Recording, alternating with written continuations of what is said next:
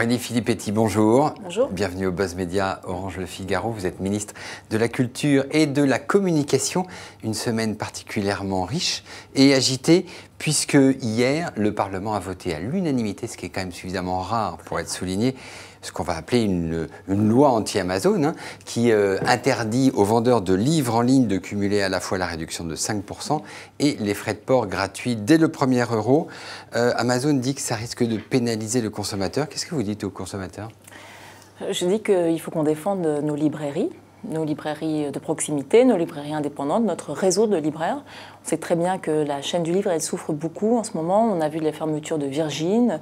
Aujourd'hui, le réseau des librairies Chapitre est en difficulté. Et derrière, il y a évidemment l'enjeu du livre, mais aussi l'enjeu de l'attractivité, du dynamisme de beaucoup de nos villes et aussi beaucoup de nos campagnes. Donc cette mesure-là, ce n'est pas une mesure anti-Amazon, oui. Ce n'est pas une mesure discriminatoire, c'est simplement l'application à l'ère du numérique de la loi Lang sur le prix unique du livre. Une loi qui fait l'unanimité aujourd'hui, qui nous est même enviée, qui est copiée à l'étranger et qui doit s'appliquer, qui doit être respectée, y compris avec la vente en ligne. Est-ce que vous pensez qu'une mesure telle que celle-ci peut, j'allais dire, endiguer le développement de la vente en ligne et on est davantage vers une société de consommation, j'allais dire, numérisée. On a des liseuses, on a des smartphones, oui, on a des tablettes. Est-ce que l'avenir de la librairie physique passe par j'allais dire, une défense par la loi? Je crois, moi, qu'il faut rétablir les conditions d'une juste concurrence entre ceux qui vendent des livres aujourd'hui en France.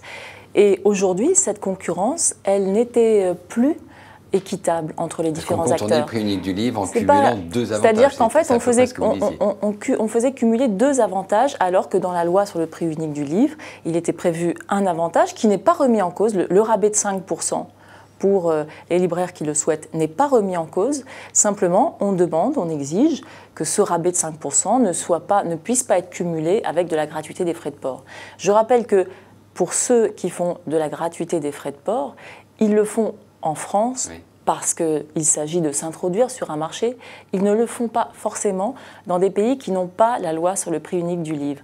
Et donc je pense qu'il faut éviter, et en tout cas réagir face à ces stratégies de dumping. Moi je suis très heureuse qu'on se soit retrouvés gauche, oui, et droite. Ça c'est rare. Majorité et opposition, à l'unanimité, ont voté. Tous les partis de l'Assemblée ont voté ce dispositif. Ça montre que quand il s'agit du livre, quand il s'agit d'une de nos valeurs... Et de la défense de l'exception culturelle. Et de l'exception culturelle, parce que ça avait été le cas au printemps, il y a un consensus. Alors je disais semaine assez active, puisque vous avez aussi débattu au Sénat de la loi audiovisuelle.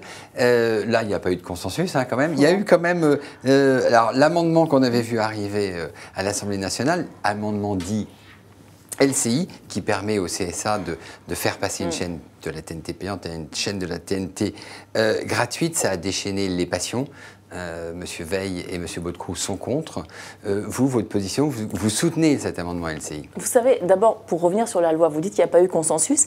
Il y a quand même eu des parlementaires, des sénateurs, en l'occurrence cette semaine, de l'UMP, qui ont reconnu que le fait de faire nommer les membres du CSA à venir par une majorité des 3/5 oui, des commissions des affaires culturelles, ça veut dire en associant la majorité et l'opposition, ils ont reconnu que c'était une grande avancée. Mais est-ce que ce sont les mêmes qui avaient voté la réforme de 2009 et qui changeait le mode de nomination des patrons? Écoutez, en tout cas, j'ai constaté qu'au Sénat, personne de l'opposition aujourd'hui ne réclamait le retour à la situation antérieure. Et donc, tout le monde souhaitait une évolution. Personne n'était satisfait du fait que les présidents de l'audiovisuel public étaient nommés directement par le président de la République. Il fallait que ça change. J'ai donc rétabli un principe démocratique fondamental qui est l'indépendance de l'audiovisuel public. Et l'indépendance, ça veut dire des nominations qui soient faites par l'autorité indépendante.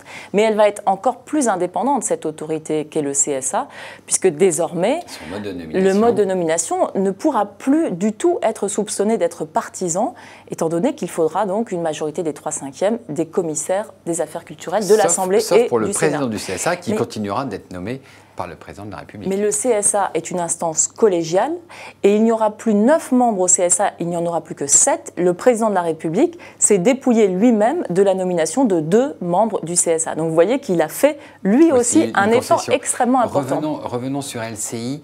Quand vous étiez arrivé au ministère, vous aviez fait le constat qu'il y avait eu des chaînes qui avaient été lancées, 6 nouvelles chaînes de la TNT.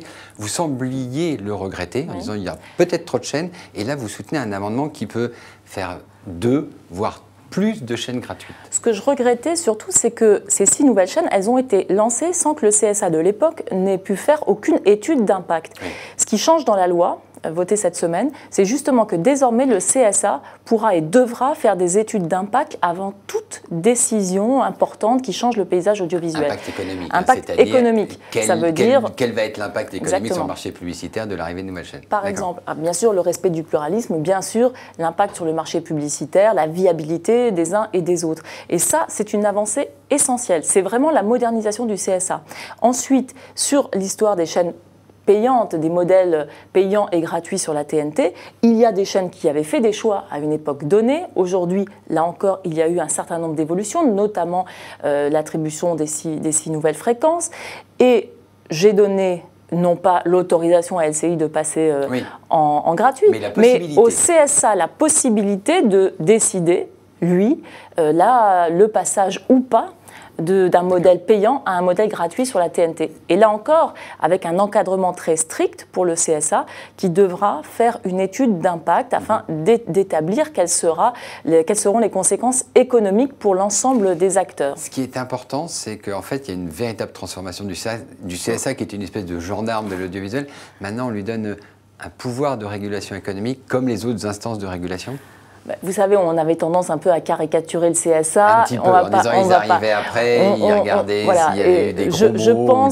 Je pense que la réforme d'aujourd'hui contribue vraiment profondément à moderniser le CSA. Ça lui donne les compétences et les exigences aussi économiques indispensables à toute autorité de régulation.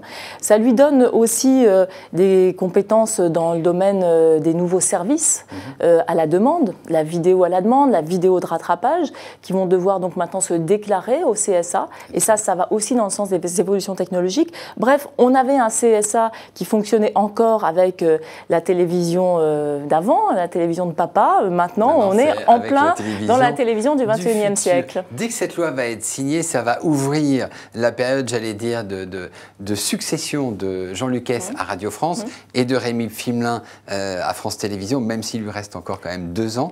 Est-ce que, pour eux, ce n'est pas ruiner leur pouvoir au sein de leur institution? Vous savez, vous avez lu la loi. Le CSA va donc choisir des candidats. Ce que l'on a prévu... Ils peuvent se représenter? Évidemment, ils peuvent se représenter. Ce qui est prévu, c'est qu'il y ait suffisamment longtemps à l'avance, en l'occurrence entre 2 et 4 mois, le processus de désignation qui soit mené à son terme par le CSA afin qu'il y ait un tuilage, c'est-à-dire un passage de relais pour des entreprises qui sont extrêmement importantes en cas de changement de la direction. Ça veut dire que pour Radio France, c'est en mai 2014, donc ça veut dire qu'il va falloir faire assez vite. Eh bien, ça veut dire que c'est 2 mois auparavant, donc le 11 mars. Voilà. Alors, dans cette loi que vous disiez petite loi, non, moi, puis après... jamais dit petite.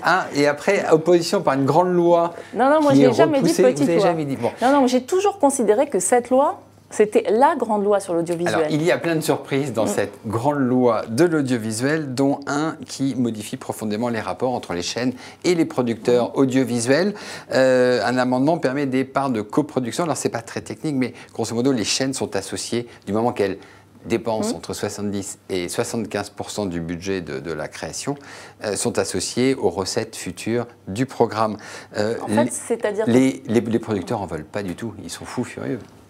D'abord, vous savez, l'idée, c'est que les chaînes, quand elles participent au financement, à plus de 70%, donc ça veut dire qu'elles ont financé à plus de 70% un programme, des œuvres, eh bien, qu'elles puissent détenir des parts de coproduction qui leur permettent d'exploiter à l'avenir, d'exploiter partout dans le monde, donc d'utiliser aussi leur force de frappe pour faire circuler ces œuvres partout dans le monde et sur différents supports, y compris les supports numériques.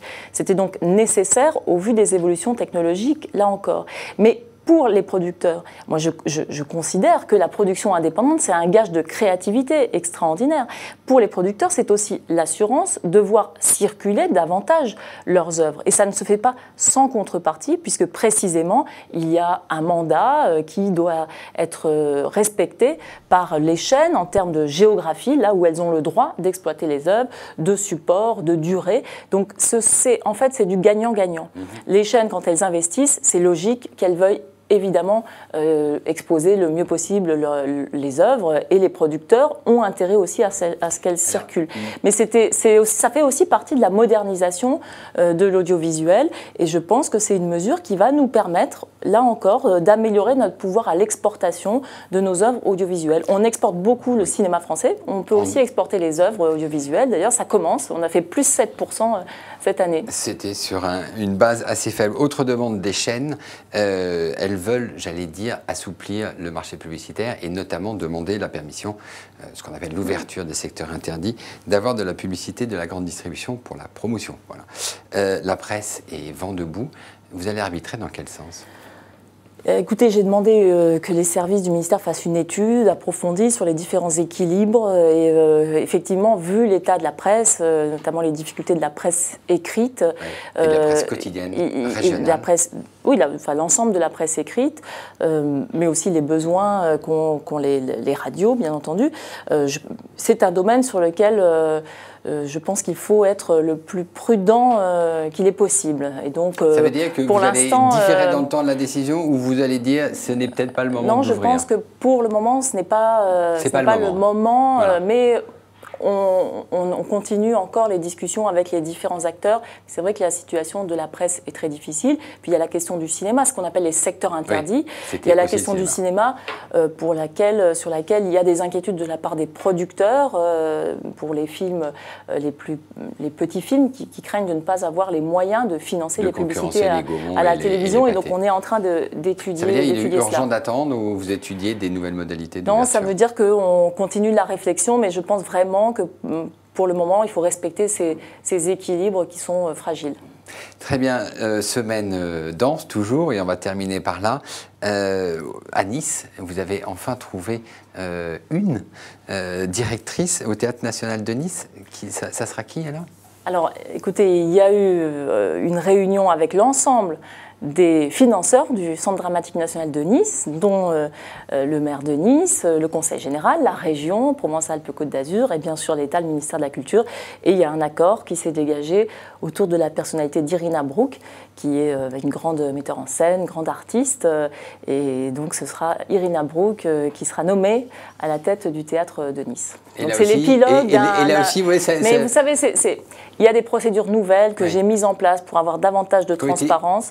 Elles ont été critiquées, mais elles ont été critiquées injustement parce que je n'ai jamais j'ai jamais limogé personne. C'était au moment des renouvellements des mandats que se posait la question des candidatures. Et les procédures sont transparentes, on le voit. Là, il y avait en l'occurrence une dizaine de candidats au départ, 3 à la fin, dont Irina Brouk. Et le choix d'Irina Brouk s'est fait en pleine concertation avec les collectivités. Vous vouliez promouvoir plutôt des femmes. In fine, vous avez réussi, ou si on fait le bilan dans les nouvelles nominations ? Vous savez, moi, je ne suis pas dans un systématisme. Je veux pas, mais je veux promouvoir. Et le fait est qu'avec la nomination d'Irina Brouk, il y aura à peu près, je serai à peu près à 50-50 en ce qui concerne les centres dramatiques nationaux dans les nominations, puisque j'ai fait, je pense, 10 nominations depuis un an à la tête de centres dramatiques nationaux, 5 hommes, 5 femmes. Très bien. On l'a vu, la culture, ça peut être un domaine de consensus gauche-droite. C'est le seul domaine où il y a d'autres choses Non, je pense que tous les domaines où l'intérêt général est en jeu, évidemment, devraient susciter un consensus gauche-droite. Les récupérations politiciennes, je pense aux grands sujets de politique étrangère. Par exemple, je pense que sur la Syrie, notamment, on aurait eu intérêt à avoir un consensus, un intérêt pour l'ensemble des Français, parce qu'au final, je crois que la position qui a été celle de François Hollande a été très courageuse et on le voit, ces efforts ont été suivis d'effets. Donc voilà, mais je suis heureuse qu'en tout cas pour le livre, pour l'exception culturelle, et donc demain pour la nomination des membres du CSA, voilà, on puisse faire appel au sens de la responsabilité de nos élus de tous bords. Très bien, merci Aurélie Filippetti, nous nous retrouvons la semaine prochaine. Merci.